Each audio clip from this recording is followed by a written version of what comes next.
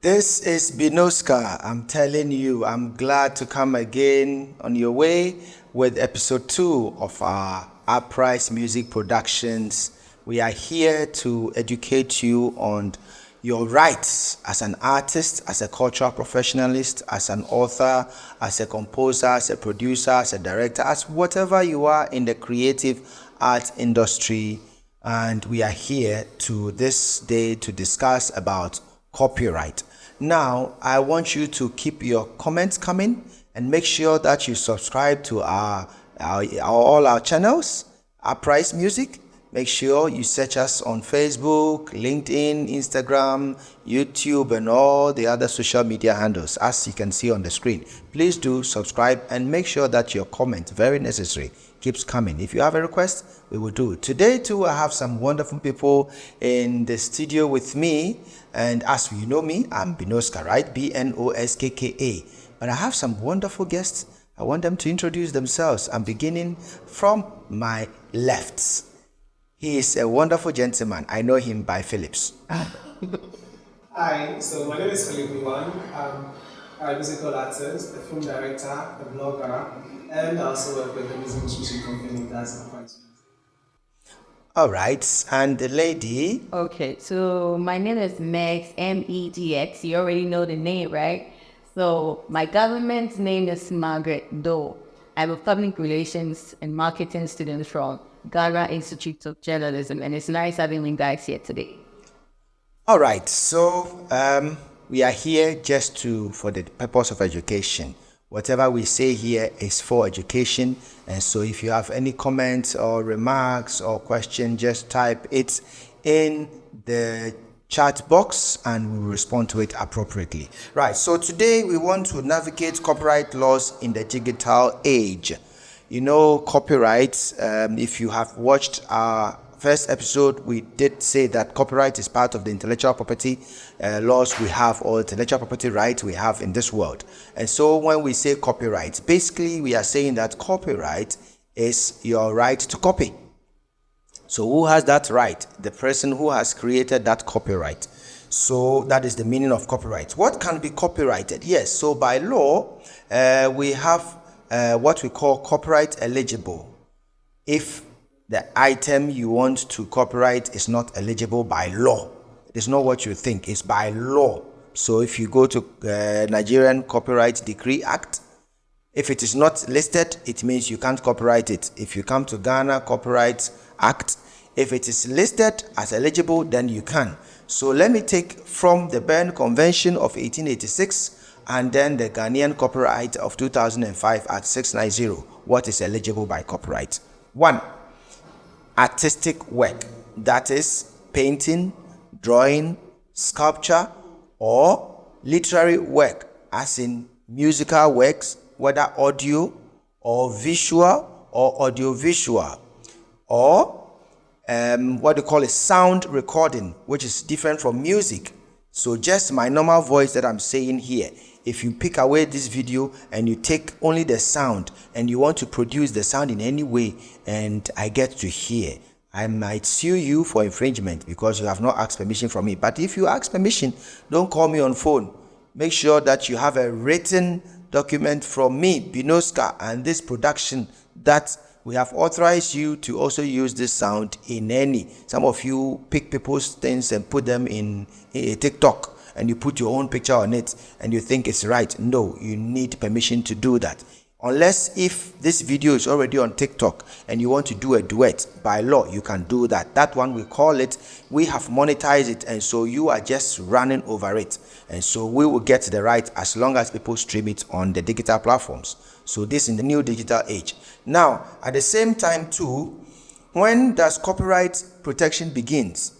So let's assume that Philip wants to create a music and the music is in his head.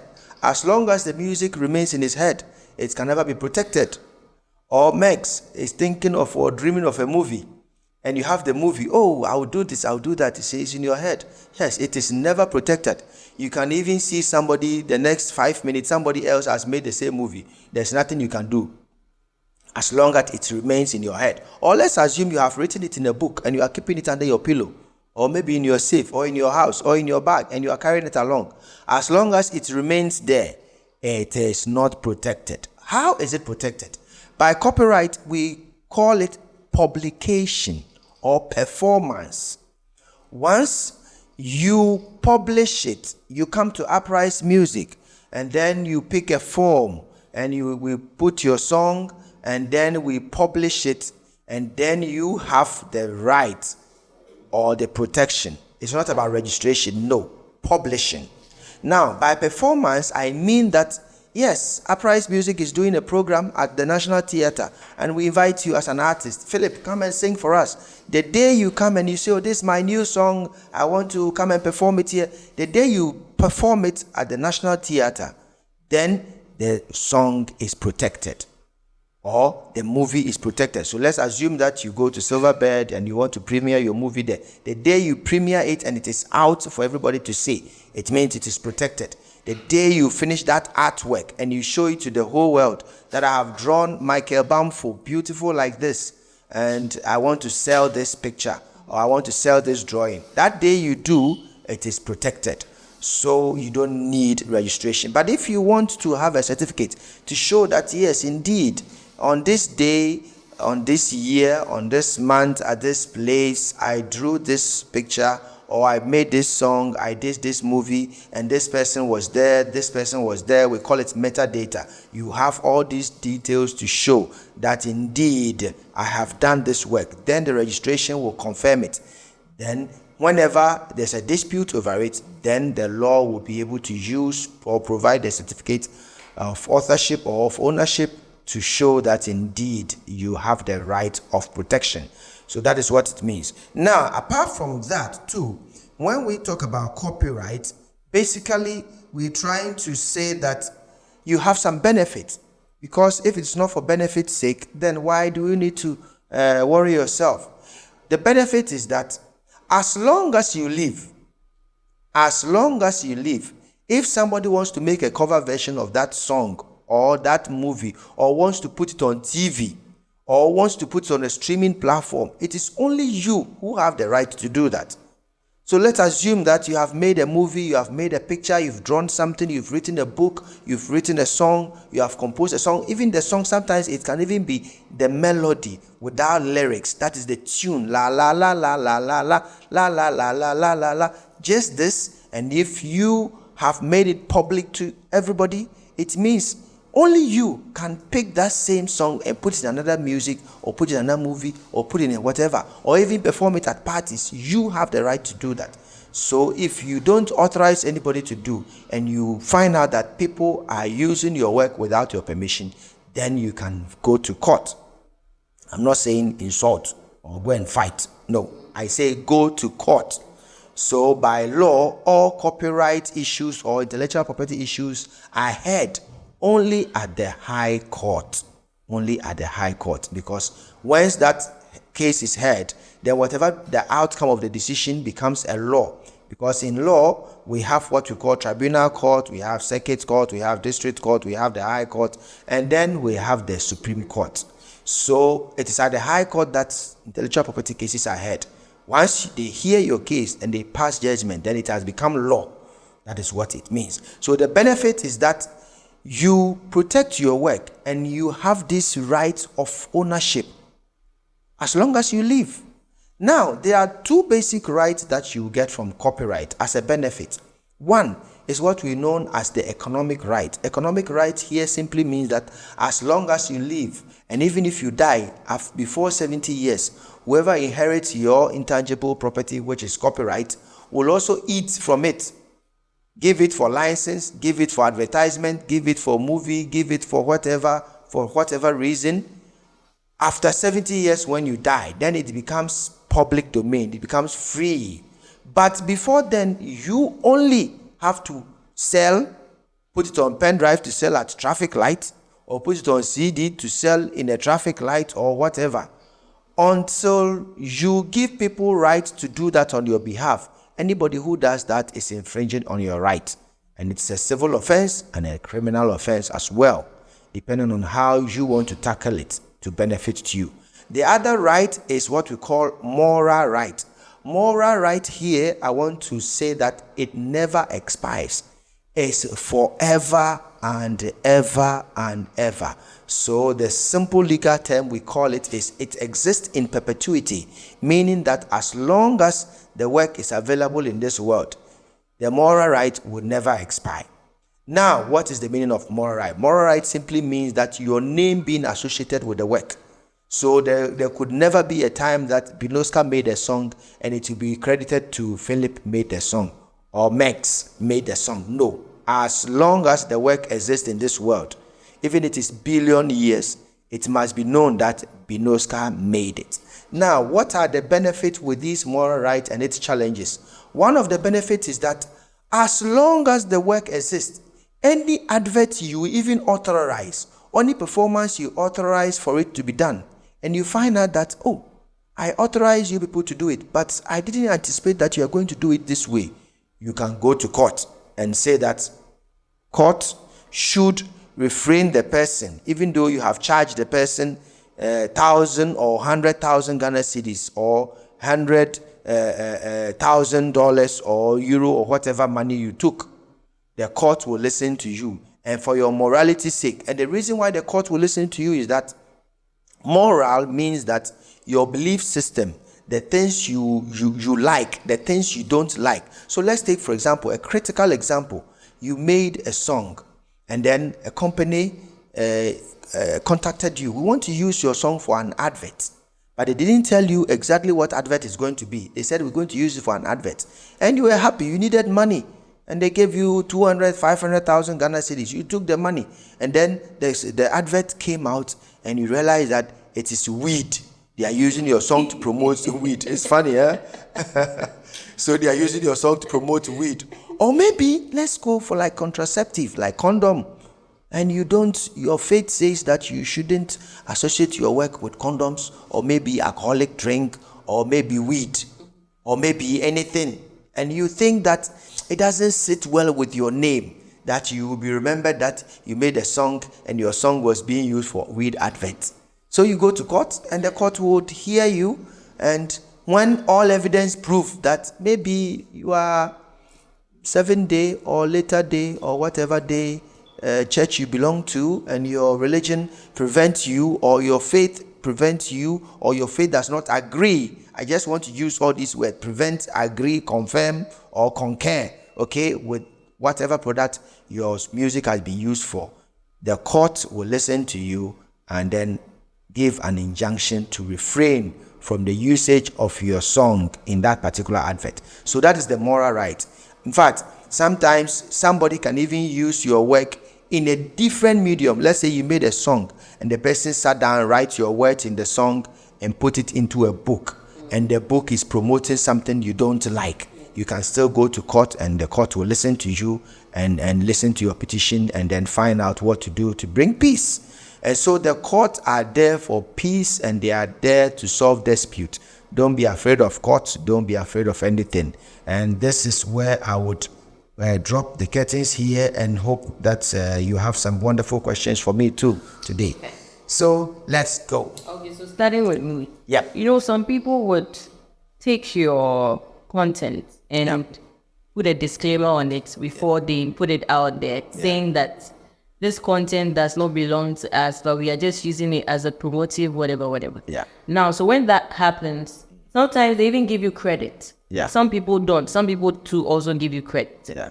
In circumstances like that, how do you deal with it? Good.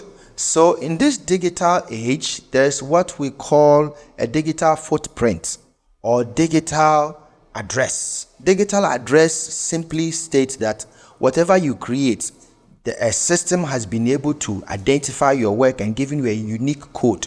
So wherever your work is placed, you decide whether they give you credit or they don't give you credit, because the digital system is a means of money. It's a monetary system. If you decide that, okay, they've given me credit and they are showing that I am the one, my moral right has been stated and economic right is put there, I want to decide. I want exclusivity, meaning I don't want my work to be mixed with anything. So you will have to file You file a complaint with a digital process. Another time we'll discuss how to go into details about that. But you basically, if you have monetized your channel and somebody put that disclaimer, automatically they will get a notification, or you will be notified that somebody has made a cover or has put your music or whatever into this medium. What do you want to do? There are two things you can go. You can say, I want exclusivity, so they should pull it down. Or you can say that, okay, let them stream, but give me the money.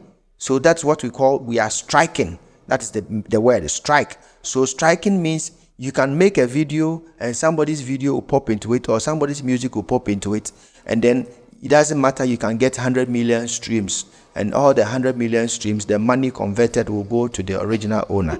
That is what it means. Okay, so actually something happened to me personally. Okay. So I did a cover of Rihanna, Lift Me Up, and I put it out on TikTok. Yeah. I put the thing out on TikTok, and then in about some hours, I got a notification that that particular song was exclusivity, right? Yeah. So they took down the audio from the song, and it was just left with the video. Yeah. The video will be there, and when they take down the song, what it means is that they'll mute it. So you watch the video, you are not hearing anything. It's so funny. Yeah, so that's what it means. Sorry. Next time, now you know. All right, Philip. With her scenario, is it because of the beat, let's say, that made them take it down, or is it because of the lyrics you said? It includes everything: the lyrics, the sound, everything. I used the sound online to re-sing the song, and it took everything down. Yeah. Okay, so I'm curious. You did mention that copyright begins once you publish it, right? Yes. If let's say I'm a creator, okay, I create lots of things. So I have a song in my head, and I have my sister here who she's also into music, right? And then she comes to my house and I have this song in my head. I'm like, probably singing out loud or something, just in the confines of my room. She comes, meets me, she hears of it. The next morning, she's going to the song and she's like, it's in millions. Can I take what money from her? Of course. The moment you sang the song to her, you see, I said it's not only publishing, but performance. And performance is not only by public performance. If it's a private thing, as long we call there's a third party, somebody was there to hear it. And by law, you have to prove that indeed, this day, this time, I sang this song to this person. And then the person who also now has gone to do proper recording, okay? The studio will say, okay, indeed, the person came here to record on this day. And then it will also confirm that the person heard it before going to the studio, okay? And so that is what basically means. Sometimes there are a lot of cases which has gone to court, but mostly what they prefer to do is that they want to settle out of court. Because sometimes when you go through the court processes, yes, for whatever remedy they are seeking, the court will also add a charge, a cost to it. The filing fee and everything, they will put it away. So in order not to create any more problems, you say, let's settle out of court. And when you are done, you're getting what you want. More questions? I'm curious. For a situation like this, right? Let's say I'm only with her and I did sing to her. How do I prove something like this if she sort of denies it? It will be your word against my word. Exactly, your word against my word. But for all you know, maybe you might have sung it to somebody else, or somebody might have heard you sing it before. But mostly, all I want to say is that we need to rely on integrity, okay? Not being integrity to other people, to yourself, because it protects you. You have a song and you want to record. Go to a studio. Go to a studio. There has been cases where even somebody going into a studio and he sings his songs to the studio engineer, and in the process, somebody who is also in the studio also move away from that same studio and go to another studio and also start to record. Okay, and when the issue went into copyright arbitration, there's also arbitration. I should have mentioned that we have arbitration system. You can go to copyright office because sometimes the court processes is expensive, so you don't want to incur cost. You can just walk into copyright office and pay for arbitration. They will call the parties and then said, so in this arbitration, the person came and he said, no, I didn't hear your song. Okay, then the producer who the original guy sang the song, he said, but that day I remember you were in the studio. And lo and behold, there was a CCTV camera in the studio which captured that he was there. whilst the guy was singing. And then the studio that he also went to did, the time that the studio, the original song being sung there, also differed from the studio at the time that he reported in that studio. So it means you heard it and you quickly moved from here and you went to the other place to go and record. So there is always a way out. But if it is within bedrooms, then it's going to be your word against my word. Yeah. More questions? Oh, yes, more questions. So, in Ghana as it stands now, we don't really have any formal education or copywriting because I think a lot of people don't really know this. It's only a few people who do know about these things. Are there any governmental institutions that are responsible for like educating people on these things? Okay, thank you. This one, I'm going to throw it back to you. I want to find out, is there a specific institution in Ghana that educate people about when you build your house, how to protect it? No, yes. The reason why I'm saying that is that copyright is like your house. It's like your car. So you don't need any specific institution to educate you. It is up to you to protect what you have. So this misconception, I get it a lot. Yeah. Oh, the institutions are not protected. Which institution do you want to protect? I've never seen any school which has been set up that we are educating people about your house. When thieves come to break into your house, this is the process to go through to protect it. No, it doesn't exist. And it's a property. The reason why people see it that way, there should be special education about it, is that because it's intangible, you cannot hold it. So people think that there should be a special school to train. No, what I know is that anybody who does a law degree in any part of the world, you are trained on intellectual property as one of the processes by law. And then also in the universities, especially University of Education, Winneba, there are basic courses. You can go through those courses to learn about these things. And then also, this our program that we're doing is also another means to educate people. So I encourage people, as you watch, you to share the video to your friends so that whatever you've learned here, they can also learn same. Yes, one more questions. I have a question. Good, do. In this digital world that we are in, digital is like literally everywhere in every space, right? Yeah. And then we live in a physical world where there are like divisions and wars and conflict. Does copyright run in every country? Great. So the Berne Convention of 1886 that I said was the foundation of the whole world copyright. So it runs everywhere in the world. And by Berne Convention, this was done in 1886. In fact, it started from 1882, 83, 84. There were a lot of talks about it, that we have to have a law which protects copyright worldwide. And so that was the Berne Convention, which was officially made in 1886. In the year 1886, right? And we are in 2024, 2025, 2026. So you should not say that expired. No. But every country should pass their own copyright law. And in Ghana, we've had several. We have the law of monopoly. When the British came here, it was working. And then Kwame Nkrumah came and we had our first copyright law in 1962. Then in 1975, we had another one. And then in 2005, we had the current one that we have, of which we've had 2 amendments in it, not entirely. So it doesn't expire. But all that we're trying to say is that copyright is a personal property, like your house, your car. The digital space operates in this way, that if somebody made a song, then make sure that if you think that people will infringe your songs on TikTok, Instagram, and all the other digital platforms, put it there first yourself and monetize it. When you put it there first yourself and you monetize, that is when you will be able to get the economic right I spoke about earlier. Yeah. You get a benefit from that. And so when people also want to make a cover, like your situation, you can decide, I want exclusivity. I don't want anybody to make any cover. Or you can give people the leeway to go. And then whenever they do, you strike them. You strike them by meaning the longer streams they get, you are getting the money.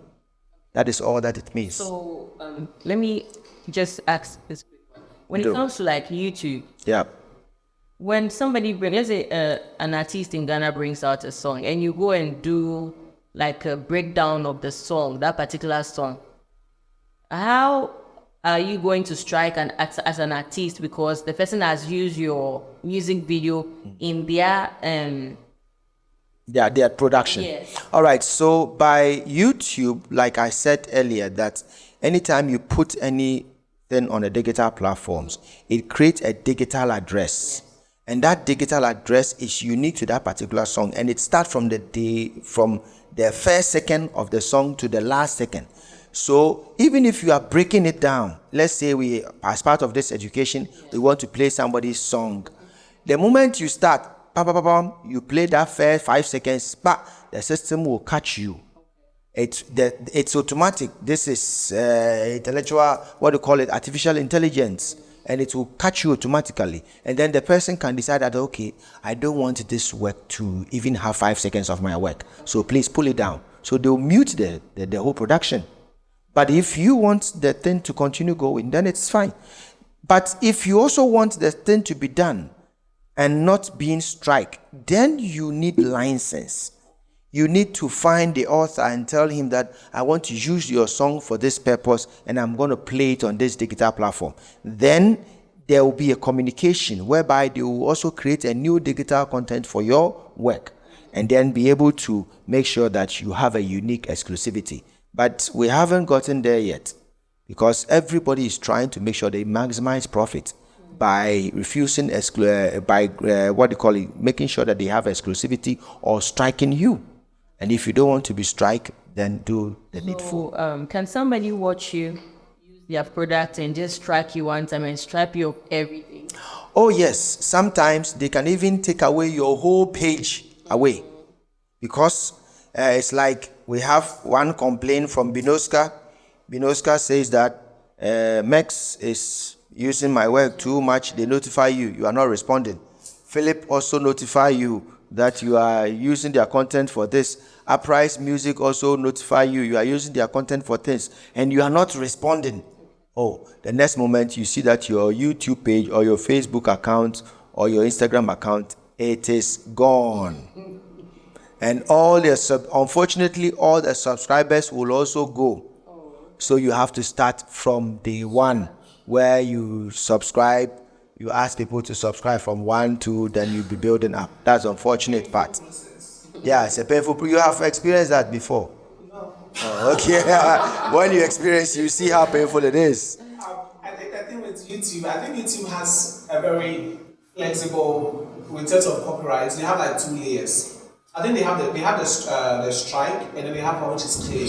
So the claim allows the copyright holder to make money off whatever you have put out there. You don't make anything. So if you make like 1 billion streams, you don't give even 1 cent. Exactly. It goes to me. It goes to you. If the copyright holder uses a strike, that one you cannot even post even a copy of it. Yeah, and it's gone. It's gone. Like very severe. Yeah. So how can you know? Well, sometimes you cannot really know because the person wouldn't want to strike you. He or she would want to allow you to go a bit before his strike, right?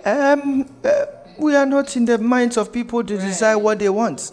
But the point is that once you put there and the system notify them that you are infringing on their rights, so they will be notified. If they decide to overlook, then it's okay. If they don't, and they wish to say that we want to claim the money from your thing, or we want exclusivity, so take him out, then that's your disadvantage. One last. I've had experience with this one where the copyright owner will not even allow you to put at all. So the second the thing goes on the server, it just goes off. Yeah. It just goes on. All right. So what happens with the DJs? Oh, everybody, DJs. They take people's songs, different songs, and they don't actually pay. So if you have not monetized, maybe another time we can discuss into that. If you have not monetized, then it means you are just streaming for other people to get money. But the moment you monetize, it means you also want to get benefit. That's where your problem will start. So this is how time will allow us for this session.